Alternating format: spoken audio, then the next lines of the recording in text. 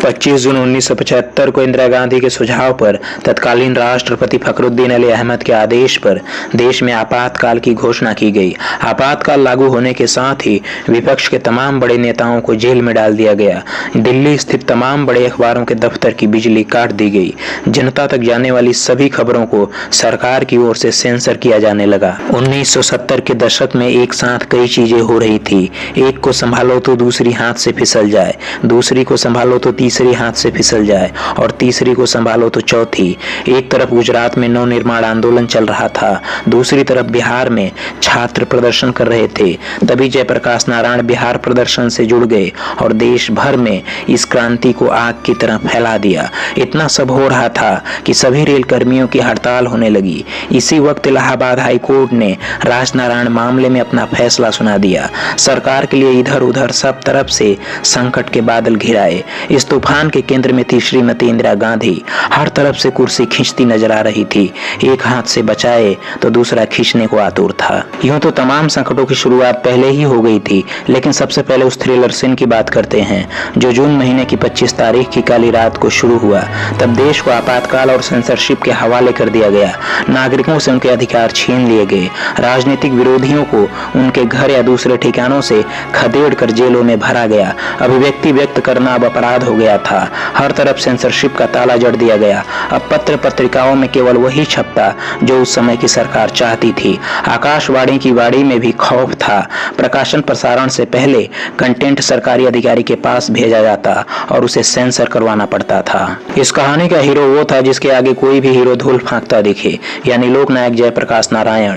72 साल के बुजुर्ग समाजवादी सर्वोदयी नेता नारायण के पीछे देश भर के क्रोधित छात्र और युवा हिंसक और अनुशासित तरीके से लामबंद होने लगे थे। इनके गुस्से से लाल होने के पीछे का कारण था महंगाई, भ्रष्टाचार और बेरोजगारी का उनके चरम पर पहुंचना। गुजरात और बिहार की सीमा को लांघकर कब ये क्रांति देश की राजधानी दिल्ली तक पहुंच गई पता ही नहीं चला। मानो जंगल की कोई आग हो जो फैलती जा रही थी। क्रांति ने राज्यों की कांग्रेस सरकारों के साथ साथ केंद्र में मौजूद सर्वशक्तिमान इंदिरा गांधी की सरकार को भी अंदर तक झकझोर कर रख दिया था। अभी सरकार इस सदमे को दूर से देख इससे उबरने के तरीके ही तलाश रही थी। तभी इलाहाबाद हाई कोर्ट के न्यायमूर्ति जगमोहन लाल सिन्हा के एक फैसले पर 24 जून को सुप्रीम कोर्ट ने मुहर लगा दी। 12 जून 1975 के इस फैसले में इंदिरा गांधी के संसदीय चुनाव को अवैध घोषित कर दिया गया था। उन्होंने रायबरेली से इंदिरा के लोकसभा चुनाव को चुनौती देने वाले समाजवादी नेता राजनारायण की याचिका पर यह फैसला सुनाया था।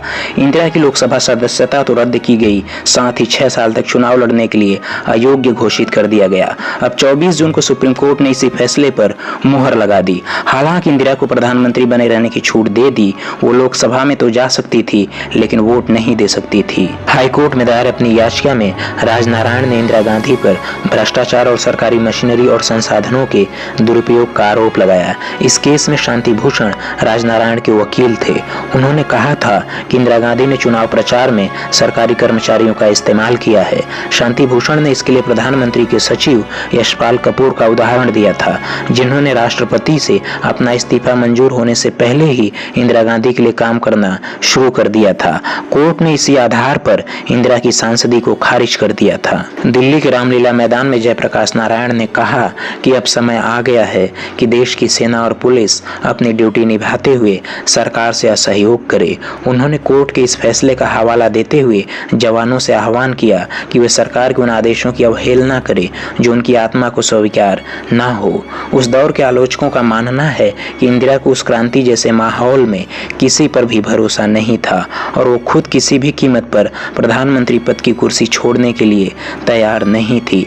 ऐसे में उन्होंने जेपी का बहाना लेते हुए देश में आपातकाल का फैसला ले लिया। इसके बाद जो हुआ वही इतिहास का काला दिन और काला अध्याय बन गया। ये भारत के इतिहास पर लगा वो काला दाग था जो संविधान के आंसुओं का कारण बना। ये वो दाग था जिसे कभी हटाया नहीं जा सकता।